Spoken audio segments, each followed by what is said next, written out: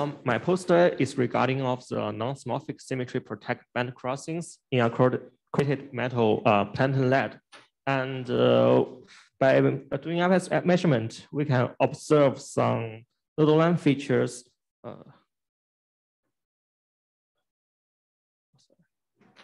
Okay, nodal line features at a constant ended contour, which comes at here, and which comes from pairs of dispersive band coming together, crossing at X point.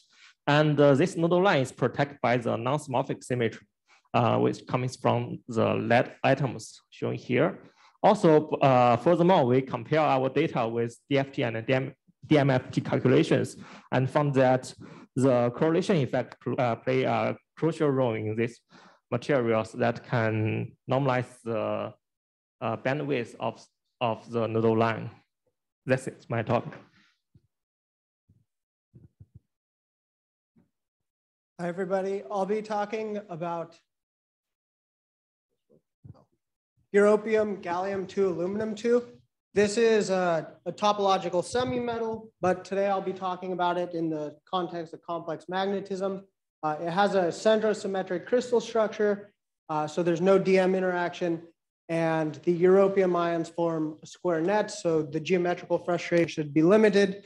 And what we find is in zero field, there are 3 phases, and as we apply a magnetic field, we find this intermediate A phase separated by 2 incommensurate non-collinear phases where the topological Hall effect is maximum, pointing to some non-coplanar or maybe a skyrmion state. And above the Néel temperature, we find an out-of-plane charge density wave, and I'll discuss the role of this out-of-plane charge density wave in relationship to the complex magnetism. So I'll be talking about a notion of generalized Hall insulators, and specifically, I will introduce a way to define a quantized flux for these insulators, and then my poster discusses how the planes that are stacked along the separation of the node points in Dirac semimetals can be thought of as these type of Hall insulators. And through this, I'll be showing that there are actually non-abelian quantized flux that one can define in Dirac semimetals, and I'll discuss some of the implications of that. Hello. So I will be discussing the Moiré skyrmions and chiral magnetic states in twisted chromium trihalides. So what we found that once we twist the bilayer chromium trihalides, so we found that for small angles at the antiferromagnetic regions, we find skyrmions, and for the larger angles, we get ferromagnetic phases, and in between we also get spiral states. So I will show the 3-phase diagrams for the 3 cases, and the details will be in the poster.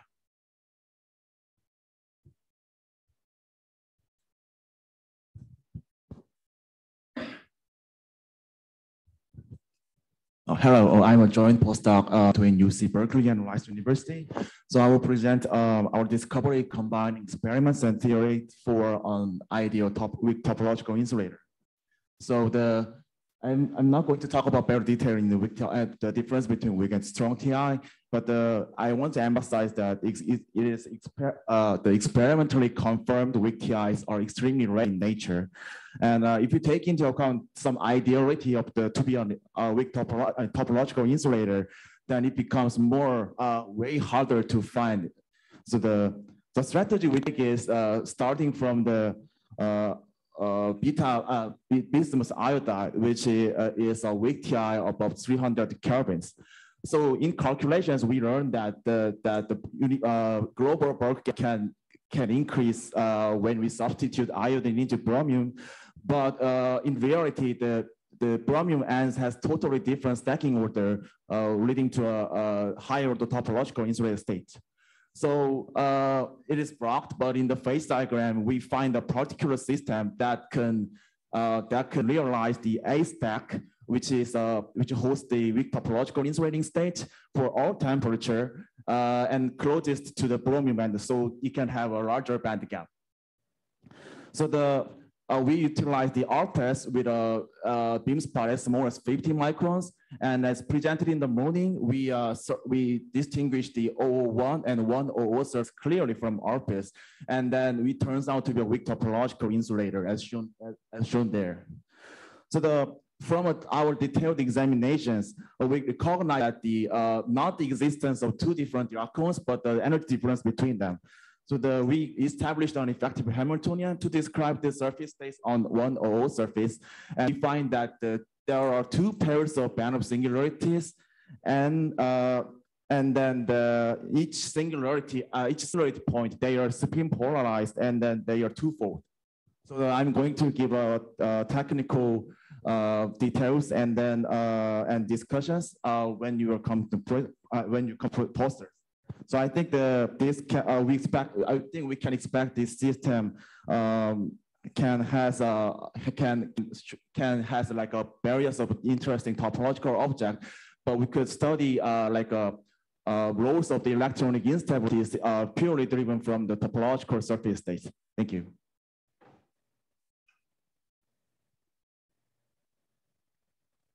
Hi, good afternoon, everyone.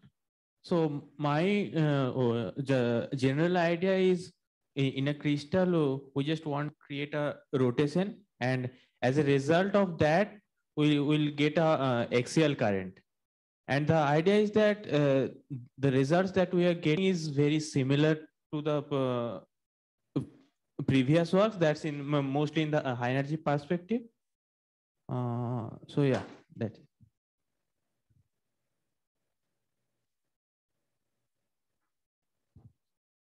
Hi, everyone. My poster will be addressing the question, what is the nature of a correlated phase that is obtained from partially filled Chern bands?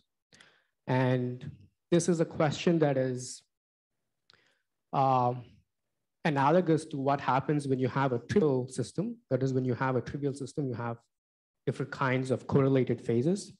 And the main concern here is whether or not the topology plays an important role in distinguishing correlated phases obtained from trivial insulators or trivial metals.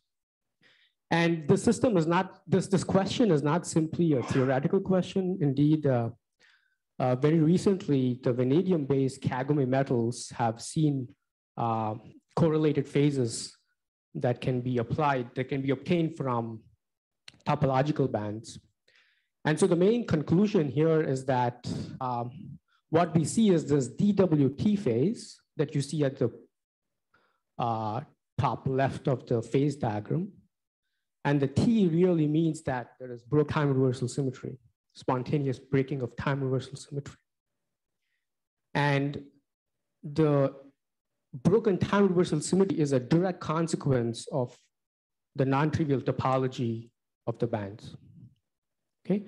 And the key statement here will be that the one-year centers that you obtain from these topologically non-trivial bands do not share the same common one-year center.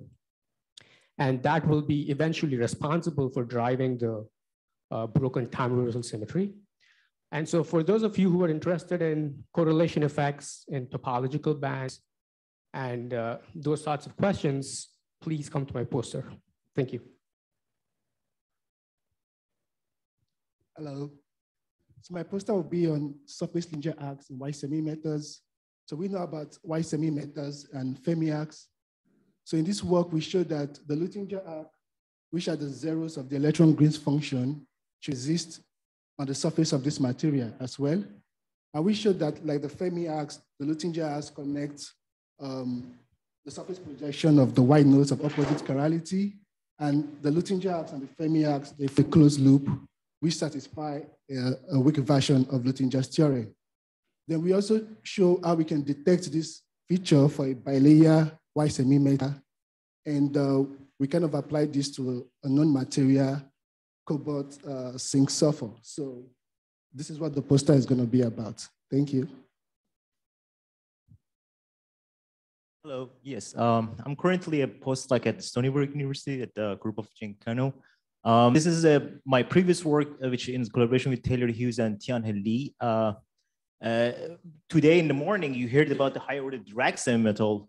This one is about the high order Weyl semimetal, which we essentially generalized the idea of defining the Y node as a transition point between a phase which has a Chern insulating phase and it's a phase which is a quadruple insulator.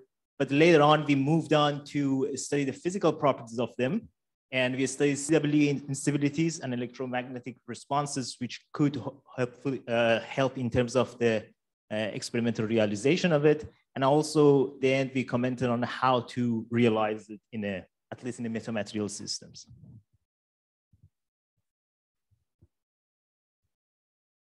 Hi, everyone. I'm Karunya, and I'm a PhD student at Louisiana State University. And in the poster presentation this afternoon, I'm going to be talking about how we can tune topological phase transitions in the 3D tetradymites family. So what we did was we explored varying the C/A ratio of lattice constants in these materials. And we find that the band inverted levels vary in energy as you vary the C/A ratio. And what happens is that at some point the gap closes and there's a topological phase transition that happens. And when it reopens into a trivial phase. And this has interesting consequences on alloying this family of materials. I hope to see you at the poster. Hi, everyone. My name is Victor from Rutgers University. I'll present a different perspective on topological models or topological effects, where I'm going to be focusing on coupled XY models. The typical XY model presents topological excitations called vortices, with are either bound or unbound different phases. In this case, the coupled XY models, you can actually exhibit very strange composite vortices, which are actually confined objects of different fractional vortices themselves. And what that does is it creates a weird intermediate phase where only the relative degrees of freedom are ordered in a discrete order, but every vortex excitation is itself unbound in the system. So these objects can be unbound and roaming around the system while the individual XY degrees of freedom are relatively ordered. And so I did some large scale Monte Carlo on this and present the results that there's a distinct phase transition and how that is actually relevant for a mystery phase that was observed in the liquid crystals in the 1990s. So thank you very much. And please come to all of the posters.